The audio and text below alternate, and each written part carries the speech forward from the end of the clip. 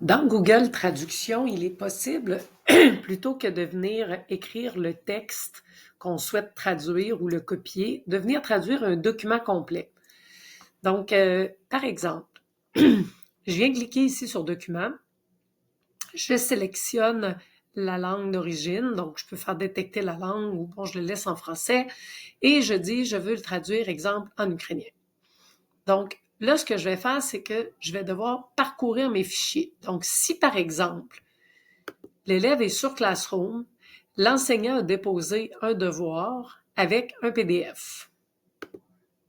Alors, il ouvre le PDF et il aimerait que ce PDF-là soit traduit en ukrainien. Donc, ce qu'il peut faire, c'est qu'il va parcourir les fichiers. Là, vous comprenez qu'il va arriver dans les fichiers de son Chromebook où est-ce qu'il a accès à son Drive. Donc, il peut aller accéder à son Drive. Là, c'est sûr qu'il faut qu'il trouve le chemin. Bon, là, moi, il est un peu plus long que normal, mais il va se rendre dans son Classroom et le document PDF va apparaître. Là, c'est important de savoir que Google Traduction ne traduit que des documents en format PDF ou ceux de la suite Office. Donc, Word, Excel, PowerPoint. Donc, il ne traduit pas les documents Google. Donc, je vais vous expliquer après, si jamais c'est un document de la suite Google, comment on fait. Donc, si c'est un PDF, il devrait apparaître là et l'élève, tout ce qu'il a à faire, c'est il double-clique, le document apparaît ici. Si ça reste grisé, mais après un certain temps d'attente, ce qu'il peut faire, c'est venir changer ici, parce que là, peut-être qu'il ne reconnaît pas que c'est Français Canada, soit mettre français, là, vous voyez, ça a fonctionné, ou il aurait pu essayer avec détecter la langue. Donc, une fois que c'est rendu bleu, il clique sur traduire. On se rappelle qu'on traduit en ukrainien. Et là, traduction en cours. Et vous allez voir, ça va prendre quelques secondes et le document va être traduit. Je peux soit la télécharger, la traduction, ou simplement, si je veux la lire, je vais cliquer sur Ouvrir.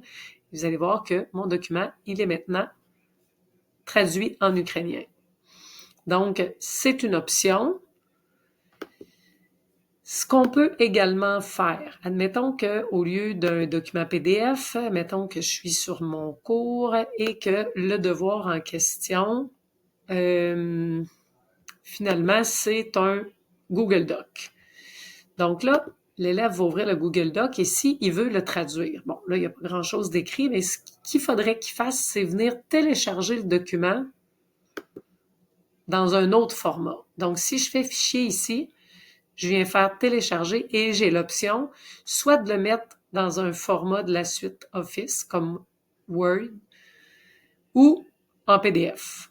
Donc, c'est dépendamment s'il veut travailler dessus ou non. Là. Si, exemple, je dis avec un Word, je viens le télécharger, il va se retrouver dans mon Chromebook dans la section téléchargement. Je fais enregistrer. Et là, tout ce que je vais avoir à faire quand je vais arriver dans Google Traduction, c'est venir ici dans Documents, je dis la langue. Et là, en parcourant mes fichiers, plutôt que d'aller dans mon Drive puis aller ouvrir mon Classroom, je viens dans la section téléchargement et mon document, il est maintenant ici. Et là, comme tantôt, ça se peut que j'ai besoin de changer ici pour que ça devienne bleu pour pouvoir cliquer. Donc, là, télécharger la traduction et vous allez voir que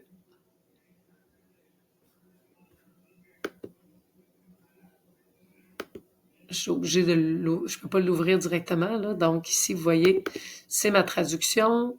Elle est téléchargée et il va me l'ouvrir et il est traduit en ukrainien. Donc, voilà pour la traduction de documents.